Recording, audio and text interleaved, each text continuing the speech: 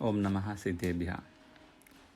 आज पूरे भारत में, विश्व में महावीर भगवान को मानने वाले सभी अनुयायी लोगों के लिए पर्युषण पर्व या दशलक्षण महापर्व का शुभारंभ हो चुका है। प्रारंभ में ही उत्तम क्षमा से प्रारंभ होकर आगे 10 दिन तक अलग अलग धर्मों के बारे में चिंतन करने का, मनन करने का मौका इस संदर्भ में मिलता है। बहुत से सारे लोगों को मन में विकल्प होता है, जैसे कि हम लोग सुने रहते हैं पर्युषण पर्व, दशलक्षण पर्व भी साल में 3 बार आता है, अष्टानिका पर्व भी 3 बार होता है। तो फिर भी हम पर्युषण पर्व को विशेष रूप से भाद्रपद मास में ही क्यों मनाते हैं? उसका कारण यही है कि 12 महीने बरसात होने वाले नक्षत्र है, 27 नक्षत्रों में भी बारिश होने का है। फिर भी जो स्वाति नक्षत्र में बारिश होता है, उस बारिश के समय में ही समुद्र किनारे में जो सीप होते हैं, सीप के अंदर मोतियाँ अपने आप बन जाते हैं, ये स्वाति नक्षत्र के बरसात के पानी से। तो ऐसे ही 12 महीने जितने भी बारिश आ जाए, जितना भी मौका मिले, लेकिन वो जो उत्तम संयोग जो है स्वाति नक्षत्र को मिला है, वैसे ही जो 12 महीने में हम लोग अलग अलग समय में व्रत, नौमी और पूजा, आराधना, विधान सब करते हैं। लेकिन ये भाद्रपद मास के इस जो 15 दिन का जो ये पक्ष है, शुक्ल पक्ष में, इस पक्ष में मनाने वाले जो पर्व है, विशेष रूप से पुण्य को प्राप्त करने के लिए और विशेष रूप से आत्मधर्म के प्रकाशन करने वाला पर्व दिन इन समय में आता है। जैसे कि प्रतिपदा से ही 16 कर्ण भावना की पूजा या व्रत प्रारंभ हो चुका है। 16 दिन तक तीर्थंकर नाम प्रकृति को बांधने वाले 16 भावनाओं को बांधते हैं, दर्शन, विशुद्धि आदि। और उसके बीच में दशलक्षण पर्व आता है और सप्तमी के दिन शील सप्तमी आता है और आज से ही पंचमेरु व्रत भी आता है। दशमी के दिन सुगंध दशमी व्रत आता है। चतुर्दशी के दिन अनंत चौदस व्रत आता है और उसी के समय में ही रत्नत्रय पर्व भी आता है। इन सब के होने के बाद अंतिम में क्षमा वाणी के माध्यम से हम सब जीवों को क्षमा मांगते हैं और क्षमा देने का भी संकल्प करते हैं। इस प्रकार 15-16 दिन की जो ये माह है, इसमें हर रोज़ विशेष रूप में अपने आप को धर्म मार्ग में चलाने के लिए ही, लगाने के लिए ही मौका है। बाकी समय में अपने व्यवहार में ही हम लोग व्यस्त रहते हैं। लेकिन जो इस भाद्रपद मास में ज़्यादातर लोग व्यापार भी बंद रहता है और जो कृषि करने वाले हैं वो लोग भी इस समय में खाली रहते हैं। तो उस कारण से अनादिकाल से भी भाद्रपद मास का ये विशेष रूप से मनाने का भी अवकाश है। और वो भी एक कहानी भी आते हैं, वो भी श्रावण से एकम से लेकर भाद्रपद पंचमी तक 48 दिन तक जो पृथ्वी में सृष्टि हुई, उस सृष्टि होने के बाद से नया जीवन आरंभ करने के पहले जो देवों के द्वारा संरक्षित जोड़ियाँ थे, वो जोड़ियाँ सब अपने आप को धन्य माने कि हम सभी लोग जो बचे हैं, सारी पृथ्वी नाश हुआ लेकिन हम बच गए, तो वो धर्म के कारण से है। तो हमारा जीवन भी धर्म से ही चालू करना है बोल के ही तो ये दशलक्षण पर्व को प्रारंभ से 10 दिन तक आराधना करके संकल्प पूर्वक अपना नया जीवन शुरू किया बोल के अपने ग्रंथों में मिलता है। तो इस प्रकार अपने जीवन को सुधारने के लिए ये पर्युषण पर्व अत्यंत विशेष रूप से है। पर्युषणम बोले तो संस्कृत में जो चारों ओर से जो दिखाई देता है, समाया गया है, उसको पर्युषण बोलते हैं। तो आत्मा किधर है? हृदय में है, मस्तिष्क में है, आंख में है, पेट में है। तो उसको कहते हैं आचार्य लोग, जो अंगुष्ठ से अपने पाँव से लेकर माथे तक, मस्तक पर भी आत्मा पूरा छाया हुआ है। और आत्मा कैसा है? चैतन्य रूपी है। जो देखने वाले है और समझने वाले की शक्ति जिनको है, उसी को चैतन्य आत्मा कहते हैं। तो फिर ये दशलक्षण किनको होता है? जो जीव है, जो चैतन्य आत्मा है, उन सबको भी ये दशलक्षण धर्म अंदर अपने आप है। तो फिर दशलक्षण धर्म होने से क्या होता है? दशलक्षण धर्म जिनको प्राप्त होता है या उनका दर्शन जिनको पूर्ण रूप से होता है, वो अरिहंत भगवान बनते। तो फिर हम क्यों नहीं बने अरिहंत? तो हमको दशलक्षण का अभी तक हम लोगों ने पूजा पाठ पढ़ा, और मंत्र पढ़ा और शास्त्र पढ़ा, तो इसीलिए हमको शास्त्र पढ़ने से हमको मोक्ष की प्राप्ति नहीं होते। तो पढ़ने वाले जो शास्त्र है उसको हम अपने चरित्र में लाने के बाद 10 लक्षण धर्म प्रकट होता है।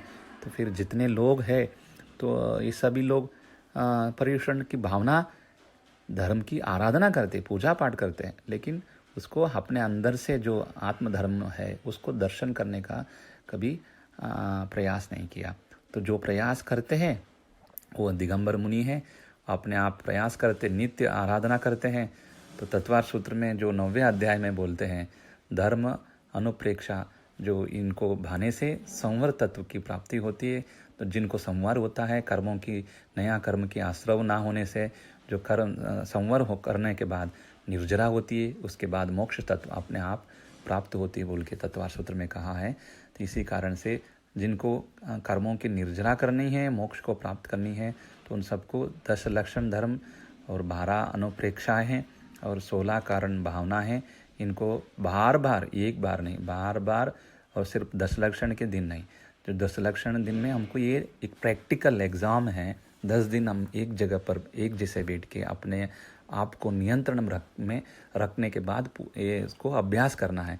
10 दिन इसको अभ्यास का समय कह सकते हैं।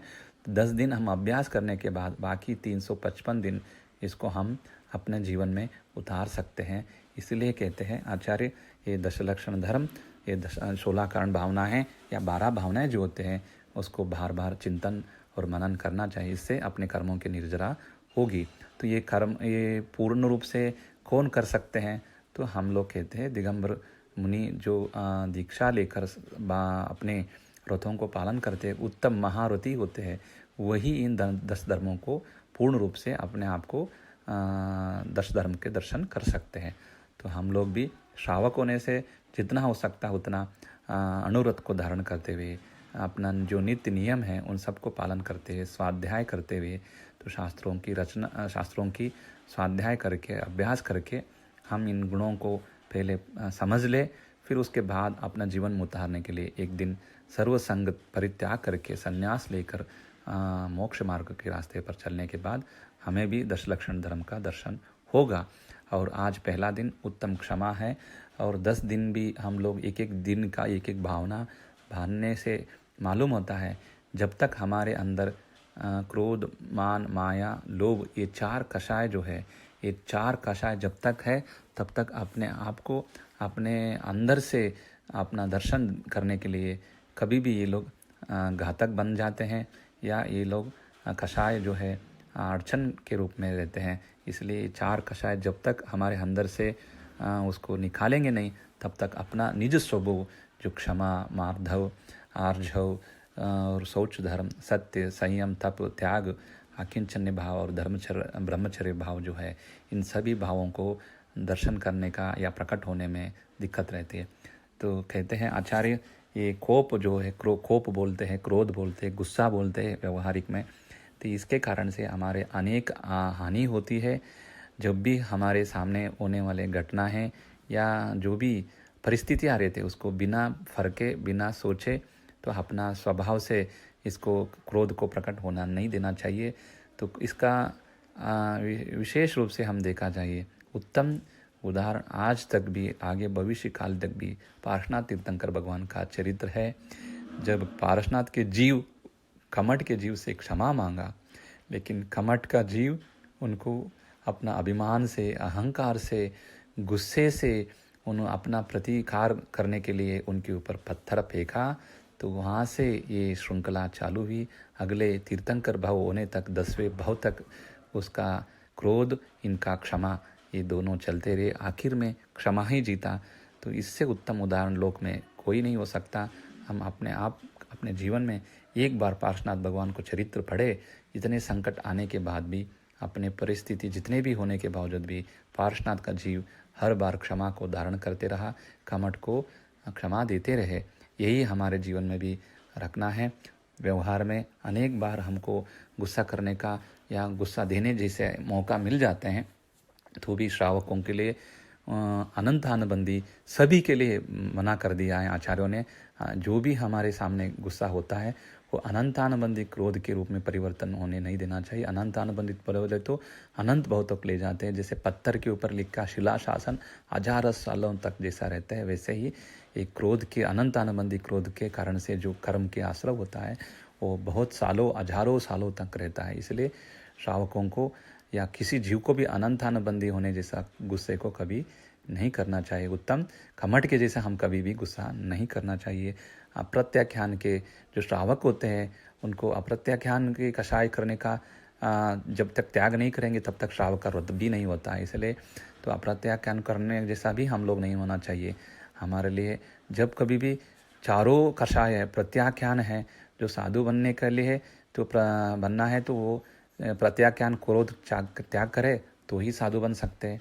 और आखिर में अरिहंत बनना है, संजोल कषान भी त्याग करना पड़ता है 10वें गुण स्थान में। इस प्रकार हम लोग यथास्थिति को जानते हुए जब तक हमारे लिए जो परिस्थिति है उसको अनंतानुबंधी के बनने के लिए परिवर्तन होने के लिए ना देते हुए हमारा जो भी गुस्सा व्यवहार में अगर क्रोध का स्थिति परिस्थिति बनती है तो उसी क्षण या उसको बोलते हैं एक मुहूर्त 48 मिनट का होता है, एक मुहूर्त में या एक दिन में, एक सप्ताह में, 15 दिन के अंदर या ज़्यादा से ज़्यादा 6 महीने के अंदर किसी व्यक्ति के सामने हमारा गुस्सा क्रोध के कारण से हुए घटना को हम क्षमा नहीं करते हैं, क्षमा नहीं देते हैं तो एक वो कषाय जो होता है वो क्रोध कषाय अनंतानुबंधी कषाय के रूप में परिवर्तन हो जाते हैं। इसलिए हम सभी लोग सचेत रहना चाहिए। हमारा गुस्सा कभी भी अपने को ही, दूसरे को कुछ नहीं, वो तो उस क्षण में उसको नुकसान होगा, उनको मन दुखता होगा, कुछ भी होगा,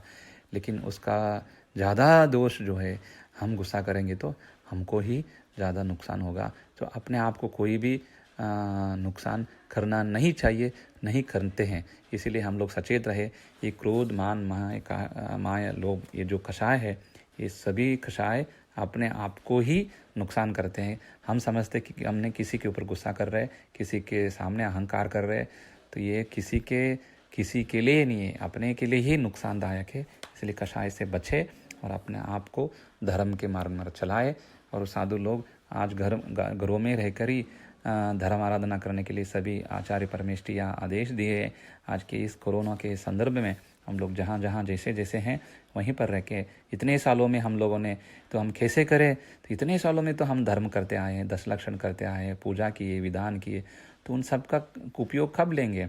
तो उन सब हमने जहाँ भी आराधना की, पूजा की, ध्यान की, स्वाध्याय की, शिविर में गए, ये सभी चीज़ों को हम इन 10 दिनों में याद करते हुए अपने आप को समझने जानने का मौका है। हम सभी लोग उत्तम क्षमादि 10 लक्षण को प्राप्त करने के रास्ते पे चले और आज के उत्तम क्रोध के उत्तम क्षमा गुण को प्राप्त करने के लिए क्रोध का त्याग करें और सभी को क्षमा करें, सबसे क्षमा मांगे, सबको क्षमा, सबसे क्षमा।